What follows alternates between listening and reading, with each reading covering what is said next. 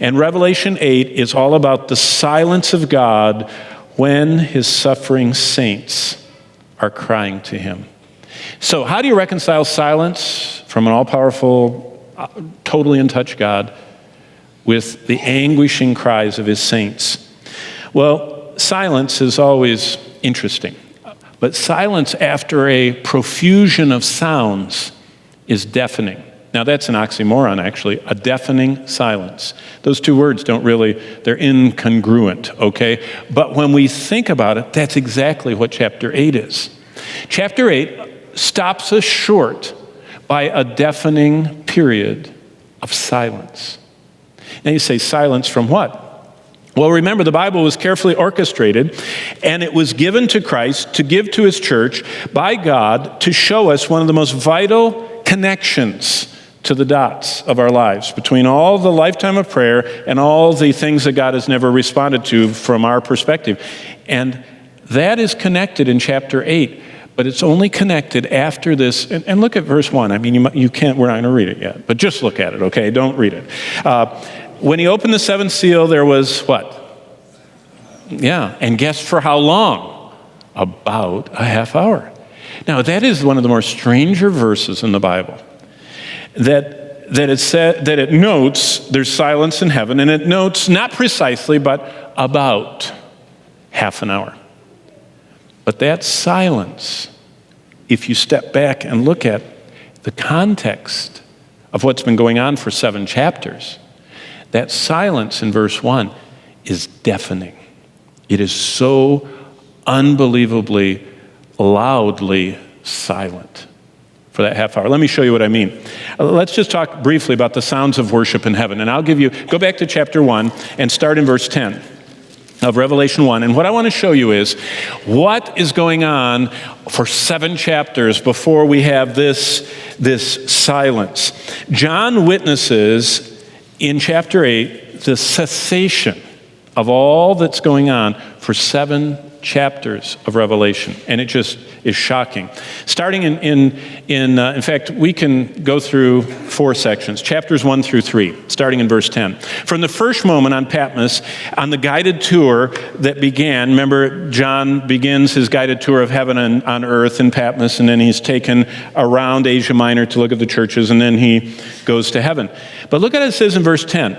It says, John felt the sound of Christ's words he described as a loud voice like a trumpet. Now, that reminds me when I was in college, the most conservative bastions of the faith in the world, at least they think they are. And when I was down there used to be a lot of pranks. And the biggest prankster that got almost expelled from the school is in there. And he decided there was this Arminian in the school that always was losing his salvation. So he would solve the problem.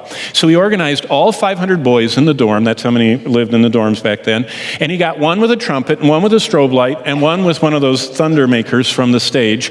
And he had every boy on the campus bring a pile of clothes and carefully put his shoes, socks in them, drop their pants over, put all their clothes down, even their ball cap, and there were these little, evaporated people piles all over. I mean, he had them in the bathrooms, he had them in every room, down the hallway, and this poor guy was a sleeper because he worked all night, and so he was always sleeping, but he always was afraid he was going to miss the rapture. And so they opened every room in the dorm, they all stood outdoors at night, this guy was sound asleep in his dorm, everyone left their pile of their evaporated body, and they blew that trumpet. I mean, just knocked the guy. I mean, nothing like being sound asleep and having a blast of a trumpet. Then as he opened his eyes, they strobe lighted him till all he saw was black patches. And they did thunder, and then someone says, "Come up here!" And the guy stumbles to the window, and you could hear him outdoors. "Oh no! Oh no! Oh!" And he saw all the clothes. And so the moral of that story is, John heard a trumpet, and it was very unsettling. I mean, how would you like someone to come up behind you and blow a trumpet? That's how Revelation opens, and look what it continues. Look at verse 15. And he heard the sound of many waters, like this giant cascade of Niagara. And after that tour, he visits the churches, Look at verse 17, of chapter 1. After John hears about Christ walking around the lampstands and hears his voice of the trumpet and the voice and sees his face, verse 17 says, he collapses. He faints. The scene that fills that opening chapter was so loud, so overwhelming, he lost all strength and he fell down. Doesn't stop there. He goes in chapter 2 and 3. Look at chapter 4, verse 1. After kind of having a quiet tour around the 7 churches, after these things, in verse 1, I saw and behold a door standing open in heaven, and the first voice I heard, the voice from back in chapter 1, verse 10, was like a trumpet. Only this time he didn't jump. He was expecting it. And chapter 4 shows that God's throne surrounded by, look at verse 5, thunderings and voices. The voices of cherubim, look at verse 8. These huge creatures that are glistening and covered with eyes and 6 wings with 4 faces have these huge voices that can be echoed all throughout heaven saying, holy, holy, holy. Loud enough for everybody to hear. So it's kind of like on the loudspeaker system. And then, verse 11, these 24 elders. They're right up close to the front of the throne room. And there's the throne of God, and these 24 elders are in a circle around it. And what you hear, and I was thinking about the acoustics of heaven are amazing. Because John seems to have been able to hear and distinctly every word of everything. And he could hear, look what it says in verse 11, they are down on their faces, they're face down on the ground, and he can hear precisely, verse 11, you are worthy, O Lord. He could hear every word they were saying. Well, look at chapter 5. It introduces a strong angel in verse 1 with a loud voice. In verse 2, probably this guy, this angel with the loud voice has to speak over the sound of the holy, holy, holies and all of the thunderings and everything else that's going on and the 24 elders talking. But look what it says. There's this strong voice, verse 2, above all the other sounds saying, who is worthy? And then Christ the Lamb steps forward, and look what happens in verses 9 and 10.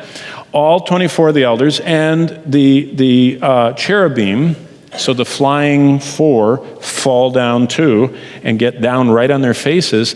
And look what happens in verse 9. The elders sing the song, you are worthy. I've always thought that would be fun to have a song service where we all get down on the floor with our faces near the ground and sing like we're going to around the throne. But they can hear it, and it's going on. And then look at verse 12. It says, and then it's followed after this song with your face on the ground with the voices combined of myriads of uncountable angels, plus the cherubim, plus the 24 elders, and they say with loud voices, verse 12 says. Did you notice how many times it says loud? That's what I'm talking about, the sounds of worship in heaven. It's loud.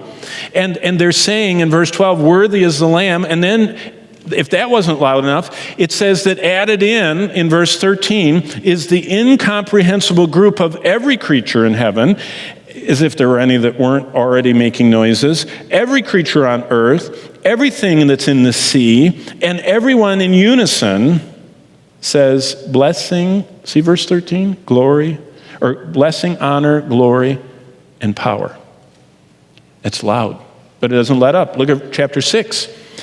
We don't see any quieting of the sounds around the throne. First, we have a cherubim talking like a thunderclap. Verse 1. And each cherubim follows with this thunderous speaking of come and see. See verse 1, verse 3, verse 5, verse 7. And then the voices of the martyrs, they chime in. And they start crying out and saying in verse 10, how long? Wow. Then, after almost 6 chapters of the sounds of worship, we get introduced to more sounds, the sounds of wrath on the earth. God finally addresses the rebellion of earth directly. Chapter 6 ends, look in verse 16, with a terrifying sound. Now, this is one of the most terrifying sounds in Revelation. It's in verse 16. And it says, every lost human on earth. And so that we don't miss that he means every, there are 7 designations. It's every classification of people. It's more detailed than the census forms were. Every classification of people screaming out with terrifying, ear-piercing cries, deadly shrieks for safety from what God is sending on them. They're saying, fall on us, mountains, and they're climbing, underneath every hole they can find or in any little cave they can find. And then as that shriek goes out, look what continues, starting with the events in verse 12. What scared them in verse 16 are these events. There's a heart-stopping, life-quenching rumble of a megaquake. You ever heard an earthquake? I remember when we lived in California. We moved out there. Bonnie and I moved from gentle, quiet, eastern United States, Michigan and New York, to California.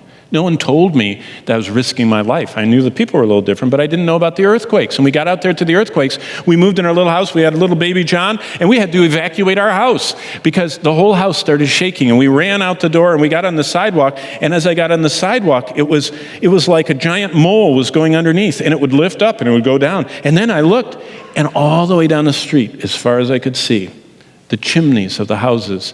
You'd see a chimney get higher, and then the house would go down, and the next chimney would get up. And then the house behind it, as that one sunk, the next house would go up.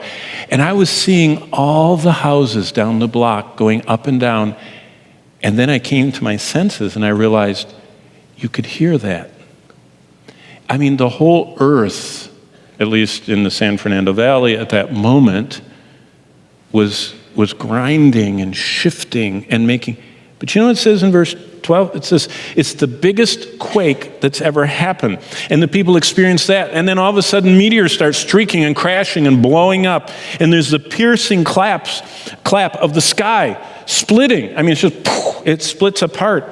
And then every land area across the globe starts lurching. It says every spot, kind of what we experienced in where we were in the valley in Los Angeles, the whole world starts doing that. Those sounds fill the pages of Revelation.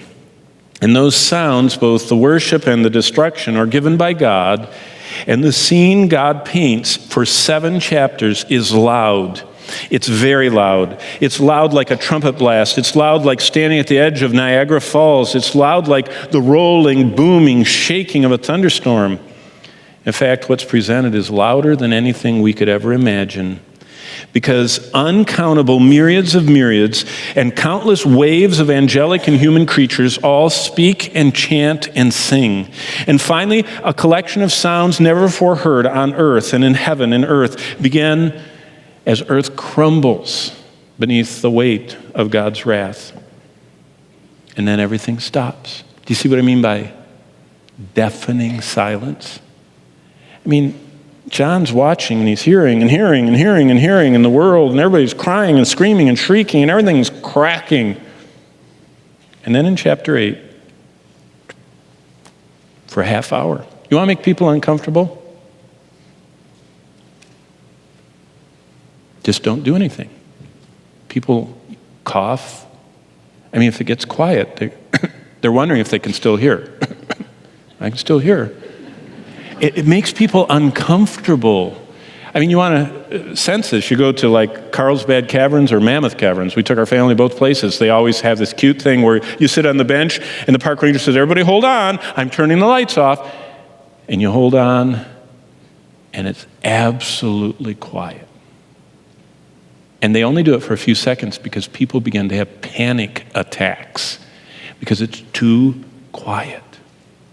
Well, it's quiet for half an hour. And that's the silence of God. And all those sounds of heaven and earth were intentionally made a part of the record, just as this statement about silence was put in. God is using the contrast to point out what might be the most vital lesson in the whole book of Revelation. You see, it's neat to look at churches from back then. It's neat to look at John falling on his face and all that other stuff, but what does that have to do with me? I don't have a job, or my child isn't getting better, or my parents aren't getting better, or our marriage isn't getting better, or whatever. And I've prayed about it for so long. Can any doctrine be most vital in a book that is so huge, powerful, and overflowing with 22 chapters of revelation? Maybe. Here is the lesson God's word sets before us, side by side. The silence of God and the poured out prayers and the cries of suffering of saints throughout all the ages. God shows us two incredible truths and illustrates them for us in a way we can never forget. God shows every one of his saints throughout all of history two things: the destination, where those prayers go, what he does with them, and then the application of those prayers to the events on earth. And God puts those two together.